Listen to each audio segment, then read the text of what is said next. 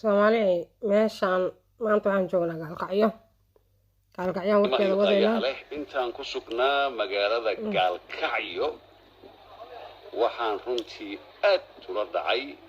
Global Garden Global Village meel jawigeedu aad u macaan yahay. Saacadan waa 1:00 habeenimo. dadka intooda badan way ka hoydeen laakiin reer magaalku dhan way joogaan. Marka Global Garden Gaalkacyo waxaan ka filay waxay noqotay waxaan loo laaban doonay magaalo casri ah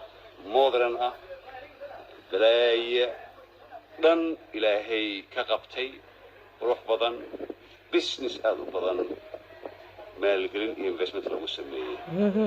haddaan ku oran lahaa meeshani waa carabta ama Europe waad rumaysan lahayd laakiin waa Gaalkacyo صح very modern صح carruurta ay ku ciyaaraan xilliyada fasaxa lagu jiro jimcaha maanta kala jimcaha oo aan ku suganahay magaalada Gaalkacyo waan aad ugu wareegay waa kala garan waay waxaan isla Gaalkacyo awal waa meel kala go'an oo waxba aan ka jirin laakiin I was very impressed runtii very jacaylkaas loofkaas Gaalkacyo waxay noqotay meel jacayl ah waxaa yaala mashiinadii ice creamka gamekii dhalinyarada ay ku ciyaarayeen everything Global Garden waa dhankan Global Village Global Garden isku dhex jiraan marka aad u jeedaan sida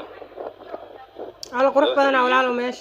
loo qurxiyay هاي waqtiga wanaagsanna dadku reer Gaalkacyo meel walba ay joogaan ay ku qaataan marka carruurta la keenaa meeshan Global Village marka hadda meeshan timaadaan bal ka soo warshadiyo ujeedaan mashiinada qaarkood ilaa hadda xilligan way shaqeynayaan 1:00 habeenimo si dhaafay waxaan aad ugu helay kursigan meeshuu yaallo oo loofka uu ku qoran yahay ayaan keenay dadka isjecel kana yimaadaan magaalada dadka honeymoonka gala dadka isguursada qof walba halkan marka